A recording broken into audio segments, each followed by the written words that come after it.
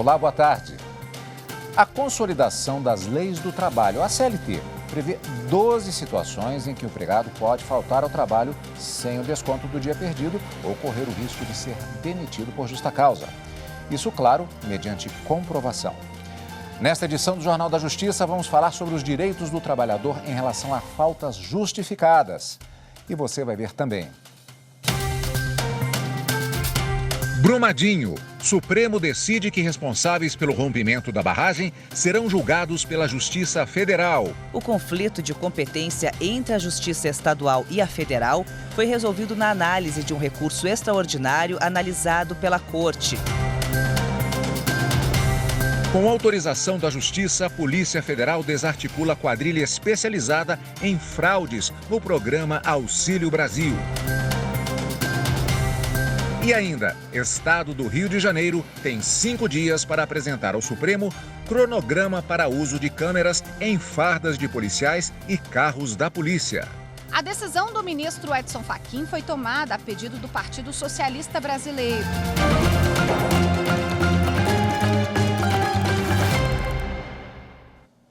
A segunda turma do Supremo Tribunal Federal decidiu que cabe à Justiça Federal processar e julgar a ação penal contra responsáveis pelos crimes cometidos no rompimento da barragem da mina Córrego do Feijão, em Brumadinho, no estado de Minas Gerais. O conflito de competência entre a Justiça Estadual e a Federal foi resolvido na análise de um recurso extraordinário analisado pela Corte. O recurso foi apresentado pelo Ministério Público do Estado de Minas Gerais contra a decisão do Superior Tribunal de Justiça, que havia reconhecido a competência da Justiça Federal para atuar no caso. O relator, ministro Edson Fachin, havia entendido que a competência seria da Justiça Estadual. Contra essa decisão, foram apresentados novos recursos, desta vez pelo ex-presidente e ex-engenheiro da Vale, pedindo a declaração de competência da Justiça Federal. No voto, Fachin reiterou o entendimento de que, para que as ações fossem julgadas pela Justiça Federal, deveria ter ocorrido lesão a interesse direto e específico da União, não bastando apenas a competência dela para a fiscalização da barragem. Só que prevaleceu a divergência aberta pelo ministro Nunes Marques. Ele considerou que, em razão da sonegação de informações relevantes à política nacional de segurança de barragens, houve ofensa direta e específica a interesse da União e prejuízo à autarquia federal fiscalizadora, a Agência Nacional de Mineração. O magistrado destacou que, segundo a própria denúncia, se a fiscalização não tivesse sido prejudicada pela sonegação de informações, teria sido evitado o desastre que ocasionou 270 homicídios e diversos crimes ambientais. Nunes Marques destacou que a denúncia narra evidente interesse e preocupação da União em dar sequência à política nacional de segurança de barragens. Com a autorização da Justiça, a Polícia Federal desarticulou na manhã de hoje uma organização criminosa especializada em fraudes no programa Auxílio Brasil. A operação mobilizou 50 policiais federais para o cumprimento de 2 mandados de prisão preventiva e 10 mandados de busca e apreensão em cidades dos estados de São Paulo, Rio Grande do Sul, Ceará e no Distrito Federal. Também foram bloqueados valores nas contas dos envolvidos para o ressarcimento aos cofres públicos. Os suspeitos criavam contas bancárias em nome de terceiros para fazer os saques do programa social. Eles vão responder por estelionato, receptação e organização criminosa.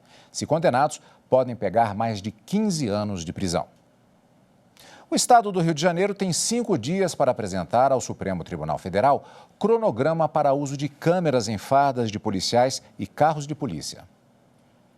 A decisão do ministro Edson Fachin foi tomada a pedido do Partido Socialista Brasileiro. O PSB é autor de ação no Supremo Tribunal Federal sobre o plano de redução da letalidade policial no Rio de Janeiro. Segundo a legenda, o planejamento feito pelo governo estadual é genérico e sem metas concretas. O prazo para esclarecimentos dado por Fachin é de 5 dias corridos e vão ser contados mesmo durante o recesso do Judiciário. O Estado do Rio de Janeiro deve explicar a instalação e o funcionamento de câmeras de áudio e vídeo em fardas e viaturas dos batalhões especiais, como o BOP e o CORE, e nas unidades das áreas com maiores índices de letalidade policial. O ministro também deu prazo de 10 dias corridos para que o governo estadual informe se vai incluir no plano a meta de 70% de redução de letalidade sugerida pelo PSB e, caso contrário, qual a meta estipulada. O Ministério Público do Rio deve ser informado sobre o cumprimento das medidas e publicar o monitoramento das operações policiais nas plataformas digitais. Segundo a decisão, deve ser dada atenção especial ainda ao perímetro de escolas, creches e unidades básicas de saúde e aviso prévio das operações policiais às autoridades de saúde e educação. O professor Tom Ginsburg é o destaque da revista Suprema desta semana, com artigos inéditos, incluindo uma abordagem sobre a ordem democrática global. A publicação é voltada para a comunidade acadêmica e traz também temas científicos, traduções e resenhas. O acesso à 4ª edição da Suprema é de graça na página da revista na internet. O Superior Tribunal de Justiça suspende prazos processuais a partir de hoje em razão do recesso e das férias forenses. O recesso forense de fim de ano vai de 20 de dezembro a 6 de janeiro, quando o tribunal funciona em regime de plantão judiciário apenas para o cumprimento de medidas urgentes. Os prazos processuais ficam suspensos até o dia 31 de janeiro, em razão das férias dos magistrados. Mas os prazos de processos penais vão continuar a correr, conforme prevê a legislação. Já nos dias 29 e 30 de dezembro, as atividades judicantes serão suspensas para manutenção preventiva na infraestrutura de rede do STJ. Todos os serviços informatizados vão estar indisponíveis, mas será possível o peticionamento por e-mail. Nesse período de recesso e férias forenses, o expediente de atendimento na corte será entre 1 e 6 da tarde. Até o início do próximo ano judiciário, em 1º de fevereiro de 2023, as decisões do STJ serão publicadas regularmente no Diário da Justiça eletrônico. Veja a seguir: direitos trabalhistas. Sabe em quais situações o trabalhador pode faltar ao serviço sem descontos no salário? Eu volto já.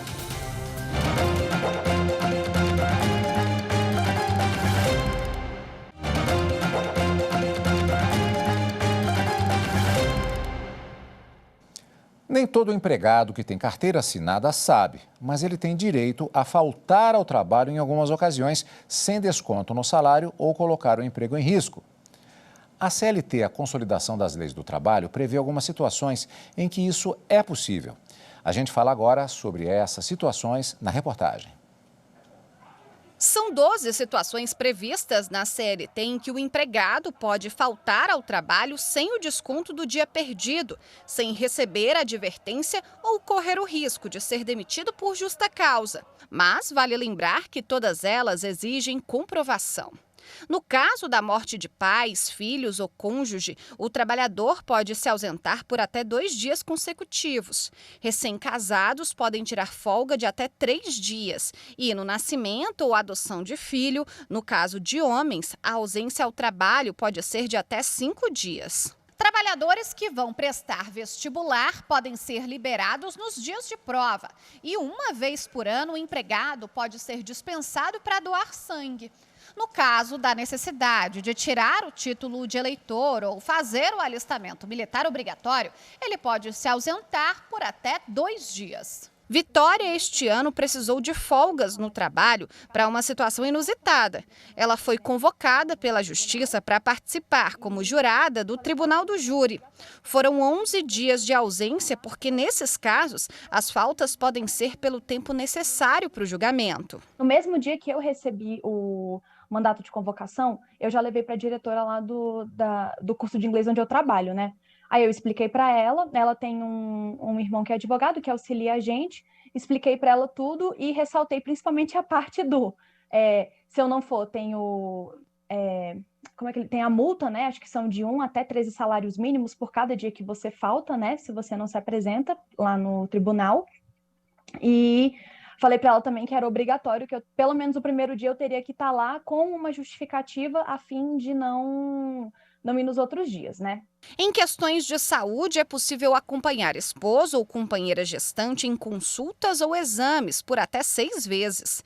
Já no caso dos filhos, pai ou mãe podem levar crianças de até 6 anos ao médico 1 vez ao ano. Para fazer exames preventivos de câncer, o trabalhador pode faltar anualmente por até 3 dias. Já quando o empregado é representante sindical, a ausência é possível pelo tempo necessário para a participação de reuniões oficiais. E sobre esse assunto, a repórter Fernanda Porto conversou com a advogada especialista em direito trabalhista, Maiara Santana. Vamos acompanhar a entrevista. Para a gente saber um pouco mais sobre os direitos, tanto dos trabalhadores quanto das empresas, eu converso agora com a advogada, a doutora Maiara Santana. Obrigada, doutora Maiara, por sua participação aqui no Jornal da Justiça. Eu que agradeço, é um prazer estar aqui hoje com vocês. Para a gente começar a nossa entrevista, fala um pouquinho para a gente sobre essas faltas justificadas. Como o trabalhador deve fazer para comprovar? Sim, com certeza as faltas justificadas, elas devem ser comprovadas pelo empregado, tá? Normalmente com um atestado médico, se for em decorrência de alguma questão de saúde ou em caso de falecimento de algum familiar, em caso de casamento, sempre tem que ter um comprovante e o empregado, ele deve enviar isso diretamente para o RH da empresa e também para o seu gestor imediato.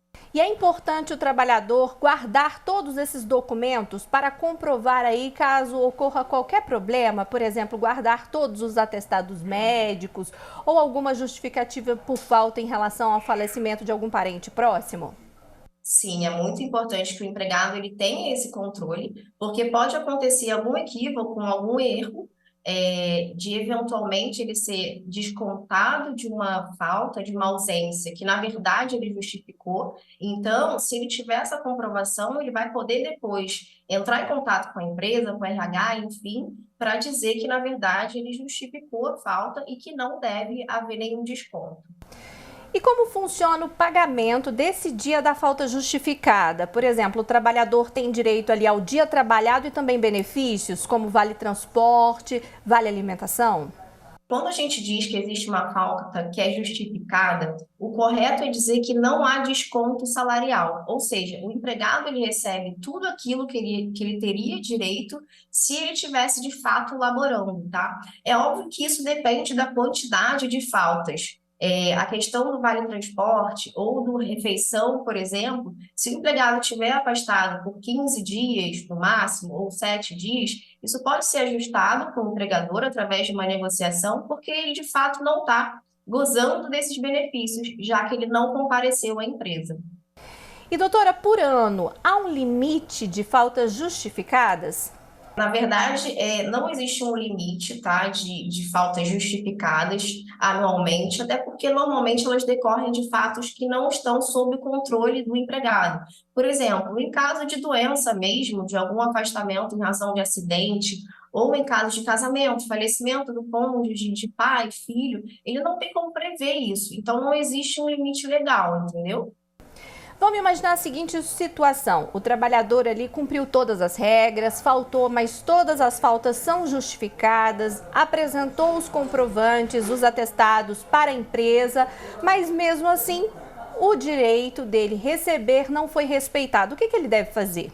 Nesses casos, eu sempre recomendo que o empregado ele tente falar com a empresa, tanto com o RH ou com o gestor imediato, para entender se aconteceu algum equívoco e até mesmo negociar e dizer, olha, eu apresentei esse comprovante, então não tem por que haver esse desconto. Caso o empregado de fato tenha razão e não seja resolvido depois dele falar com a empresa, ele pode procurar, por exemplo, o sindicato da categoria para ter algum tipo de informação ou assessoria e também um advogado particular para ver se seria o caso de alguma ação trabalhista ou algum outro tipo de ação que ele possa, enfim, não ser prejudicado em razão disso. E no caso do trabalhador faltar sem ter justificativa, o que a empresa pode fazer nessa situação? O que ela pode aplicar de sanção nesses casos? Nesses casos, além do desconto salarial, ele pode, se as faltas superarem o limite de seis dias, ele pode ter reduzido o tempo de férias dele, tá? Além disso, ele pode receber advertência, tanto verbal quanto escrita, e ele também pode ser demitido por justa causa, por negligência, se o número de faltas for muito alto, e inclusive por abandono de emprego, caso essas ausências se deem por um período de 30 ou mais dias. Então, pela nossa conversa aqui, pela nossa entrevista, a dica principal é que o trabalhador e também as empresas sempre fiquem atentos a essas regras aí para evitar qualquer tipo de problema, não é isso, doutora? É importante tanto o empregado ter ciência dos seus direitos, quanto o empregador ser correto, também avaliar todos os casos de doença, de afastamento, etc., com cautela, sem realizar descontos desnecessários no salário do empregado, né? Ok, eu conversei aqui agora com a advogada, a doutora Maiara Santana, ela que é especialista em direito trabalhista. Obrigada por sua participação aqui no Jornal da Justiça, doutora Maiara. Nada, imagina, eu que agradeço. E você vai ver no próximo bloco retrospectiva do Supremo Tribunal Federal, as principais decisões da Corte no ano de 2022. É já. Espero você.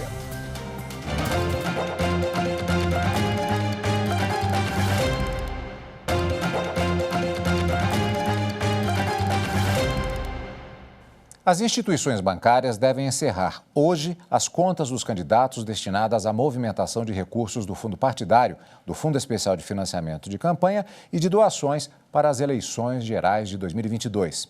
O saldo dos recursos do fundo partidário ou de doações de campanha deverá ser transferido para a conta bancária do diretório partidário.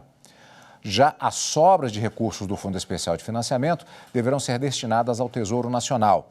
A determinação está na resolução do Tribunal Superior Eleitoral 23.607, de dezembro de 2019. Os dados sobre recursos financeiros recebidos para financiamento das campanhas eleitorais foram divulgados pela Justiça Eleitoral na internet. Retrospectiva 2022. A partir de hoje, você vai rever aqui no Jornal da Justiça os principais julgamentos desse ano no Supremo Tribunal Federal. Em fevereiro, o plenário do Supremo estabeleceu medidas para combater a letalidade policial em comunidades do Rio de Janeiro. Entre as medidas está a criação de um plano para evitar mortes nas ações da polícia. Os ministros examinaram embargos de declaração propostos pelo Partido Socialista Brasileiro.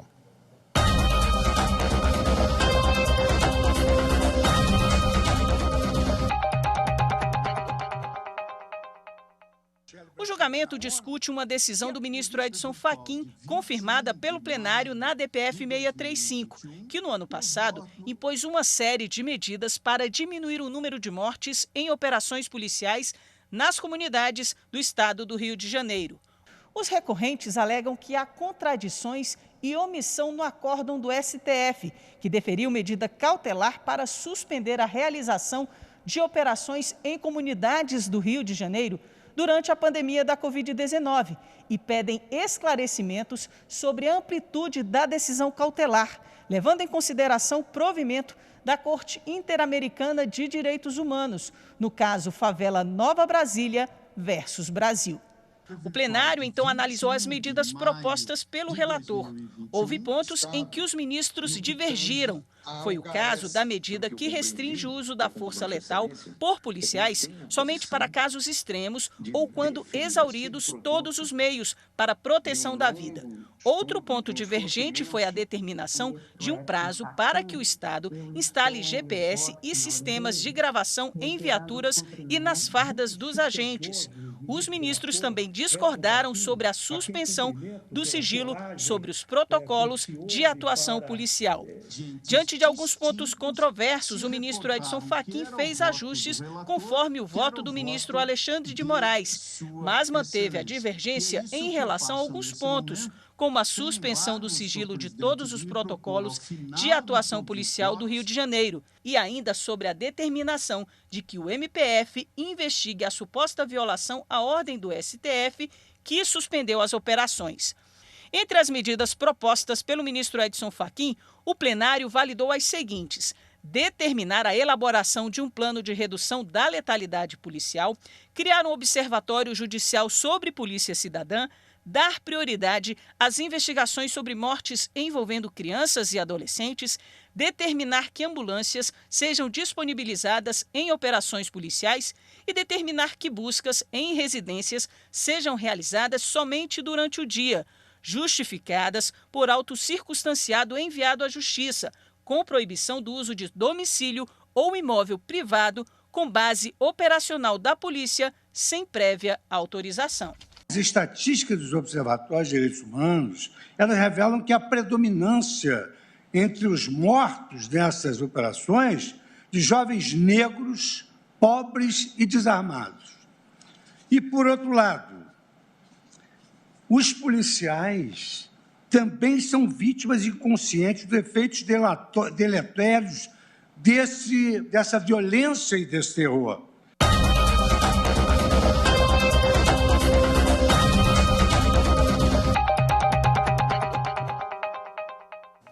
E a partir de hoje você vai acompanhar uma série de reportagens especiais produzidas pela Coordenadoria de TV e Rádio do Superior Tribunal de Justiça, apresentando as principais classes processuais julgadas pelo Tribunal da Cidadania. Na primeira reportagem, você vai conhecer o recurso especial, que é um meio recursal próprio para impugnar interpretações divergentes, oriundas de outro tribunal ou do próprio STJ. A reportagem é de Rafael Porfírio. Anular ou reformar acórdão do Tribunal de Justiça ou do Tribunal Regional Federal, cuja interpretação de lei diverge de outro tribunal ou do próprio STJ. Esse é o objetivo do recurso especial interposto no Superior Tribunal de Justiça. A principal classe processual julgado no STJ é o recurso especial, o RESP, que é um meio recursal próprio para impugnar interpretações divergentes. O recurso especial é cabível na Corte nas causas decididas em última ou única instância pelos 6 tribunais regionais federais ou pelos 27 tribunais de justiça, quando a decisão recorrida contrariar tratado ou lei federal ou negar-lhes vigência, julgar válido ato de governo local contestado em face de lei federal ou der à lei federal interpretação divergente da que lhe haja atribuído outro tribunal. O recurso especial é regulamentado pelo Código de Processo Civil em seus artigos 1029 a 1035. O RESP não discute fatos e provas, discute a adequação da decisão judicial à norma. Esse tema já foi até discutido na súmula 7 do STJ. Eu não posso pedir para que o tribunal reexamine as provas. Isso eu não posso pedir para o STJ fazer. Mas as normas de direito probatório são normas. Sendo elas normas legais, eu posso entrar com recurso especial se alguma norma relativa ao direito probatório legal, federal, tiver sido descumprido. Isso eu posso. Como condição para conhecimento desses recursos no STJ, é exigível que a matéria impugnada tenha sido pré-questionada. Isso quer dizer que o assunto tratado no recurso especial precisa ter sido impugnado no juiz ACO, ou seja, no tribunal de origem. Além disso, é exigível o esgotamento das instâncias inferiores. O recurso especial é interposto perante o presidente ou vice-presidente do tribunal de origem, que fará o exame prévio de admissibilidade, ou seja, vai analisar se ele realmente poderá ser interposto. O prazo para interpor o recurso especial é de 15 dias. No STJ, o RESP é identificado como de direito público, privado ou penal. Superadas todas as análises de admissibilidade, o processo é enviado ao ministro relator para julgamento. Quando o recurso é conhecido, ele vai ser julgado no mérito. E daí, muito provavelmente, o STJ já vai ter decidido aquilo de uma forma ou de outra. E dependendo de como a jurisprudência do STJ esteja naquele momento, julgando aquela situação, ele pode ser provido ou improvido. Sendo provido, pode ser provido para determinar o retorno dos autos à origem para novo julgamento, ele pode ser provido para anular o acórdão e proferir um novo julgamento, ou já aplicar o direito à espécie, o STJ já dá a solução jurídica para aquele caso, ou pode ser negado o provimento, que daí vai manter a decisão proferida pelo Tribunal de Origem, pelo acórdão do Tribunal de Origem, mas pelo mérito e não pela admissibilidade. E esta edição do Jornal da Justiça fica por aqui. Uma excelente tarde para você e até amanhã.